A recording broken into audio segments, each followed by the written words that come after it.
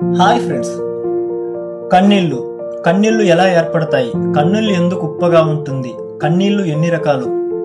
అసలు ఏడవడం వల్ల మనకు నష్టమా లాభమా? ఇటువంటి మరిన్ని ఇంట్రెస్టింగ్ విషయాల గురించి ఈ వీడియోలో తెలుసుకుందాం రండి.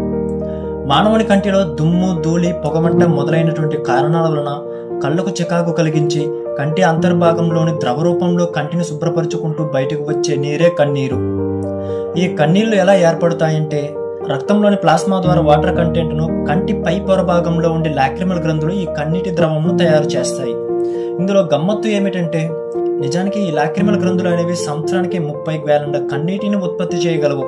30 గ్యాలన్లు అంటే 113 లీటర్ల కన్నీళ్లను తయారు చేయగలవు ఈ లాక్రిమల్ గ్రంథులు.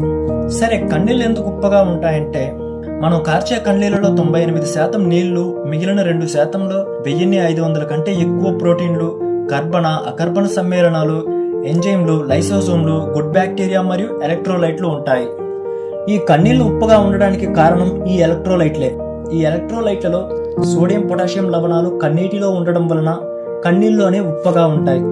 ఇదే విధంగా నది నీళ్లు కొండలోయల్లో మొదలై అనేక మైళ్ళ దూరం ప్రయాణించి అనేక రకాలైన మట్టి, అనేక రకాలైన రాళ్లపై ప్రయాణించడం వలన ఆ మట్టి మరియు రాళ్లలో ఉండే అనేక రకాలైన లవణాల కారణంగా సముద్రంలోకి చేరేలోపే నది నీళ్లు సగం ఉప్పుగా మారిపోతుంది.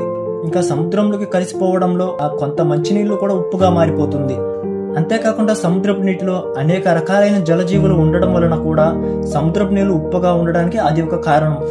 అదేవిధంగా మనం తాగే మంచినీళ్లు కూడా మన బాడీలోకి చేరగానే మన శరీరంలో ఉండే అనేక లవణాల కారణంగా విచ్ఛిన్నమై మనం తాగే మంచినీళ్లు అనేవి ఉప్పుగా మారిపోతుంది. ఎగ్జాంపుల్ కి చెమట, కన్నీరు, మూత్రం. ఇందులో ఇంట్రెస్టింగ్ విషయం ఏమిటంటే, ఈ ఎలక్ట్రోలైట్లు మన మెదడుకు శక్తిని అందించి మన కండరాలలోని న్యూరాన్స్ మధ్య విద్యుత్ ప్రవాహంను ప్రవహింపజేసి చేతుల కాళ్లను కదల్చడానికి గాను ఈ ఎలక్ట్రోలైట్లు ఎంతగానో సహాయపడుతుంది. ఇంకా ఈ కన్నీళ్లు అనేవి 3 రకాలుగా ఉన్నాయి. ఒకటి basal tears, 2 reflex tears, 3 emotional tears. ఈ ఎమోషనల్ టియర్స్ నే భావోద్వేగ కన్నీళ్లు అని కూడా అంటారు. సరే, బేసల్ టియర్స్ గురించి తెలుసుకుందాం. ఈ బేసల్ టియర్స్ అనేవి కళ్ళను తేమగా మరియు పొడిబారిపోకుండా ఉంచుతూ కంటికి అనేక రకాలైన పోషకాలను అందిస్తూ, ఒక విధంగా చెప్పాలంటే మనం నిద్రలో ఉన్నప్పుడు ఈ కన్నీరు కంటి మూలల్లో చేరి లవణాల కారణంగా పుసికడుతాయి. అందుకే మనం నిద్ర లేవగానే మన కంటి మూలల్లో పుసికట్టు ఉంటుంది. ఈ పుసి అనేది మన కంటి మూలల్లో ఉండే మలినాలను ఈ పుసి రూపంలో బయటకు నెట్టివేస్తుంది. Next reflex tears.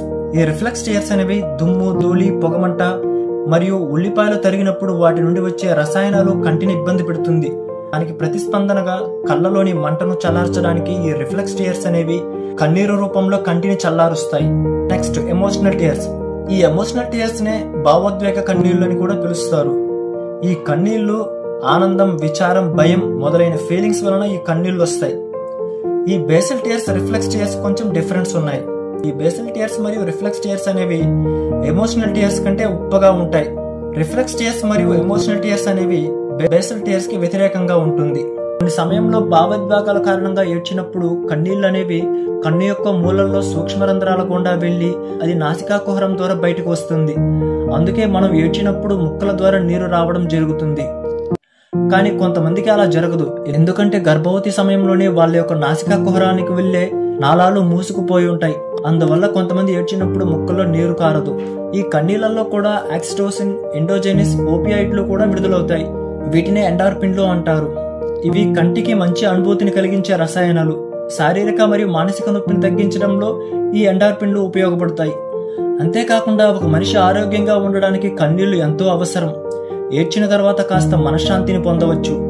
ఒకవేళ ఏడవకపోతే కన్నీళ్లు ఆణుచుకోవడం వలన రక్తపోటు, క్యాన్సర్ వంటి హృదయ సంబంధ వ్యాధులు వస్తాయి. ఇక ఏడవడం వల్ల నష్టం విషయానికి వస్తే, ఏడవడం వల్ల కళ్ళు ఉబ్బడం, ఫేస్ వాపు వచ్చినట్లు ఉంటుంది. మీరు ఏడ్చినప్పుడు ముఖ కండరాలు బలమైన సంకోచం వరకు వెళ్లి తలనొప్పి, కన్నీళ్లతో పాటు ముక్కు కారడం వలన మీకు సైనస్లతో కూడిన ఒత్తిడి పెరుగుతుంది. ఇంకా కళ్ళకు ఆరోగ్యకరమైన విషయానికి వస్తే, తరచుగా ఇప్పుడున్న జనరేషన్ టీవీ, మొబైల్ స్క్రీన్లతో కాలం గడుపుతున్నారు. అందువలన కాసేపైనా 10 నిమిషాల పాటు ప్రకృతిని చూస్తూ రెప్ప వేసినట్లయితే కాస్త కళ్ళకు రెస్ట్ దొరుకుతుంది. ఇంకా ఆహార విషయానికి వస్తే, ఆహారంగా చిరుధాన్యాలు, చేపలను ఆహారంగా తీసుకుంటే కళ్ళకు మంచివి. ఓకే ఫ్రెండ్స్, ఇలాంటి మరిన్ని ఇంట్రెస్టింగ్ వీడియోస్ కోసం మా ఛానల్ సబ్స్క్రైబ్ చేసుకోండి. Thank you for watching.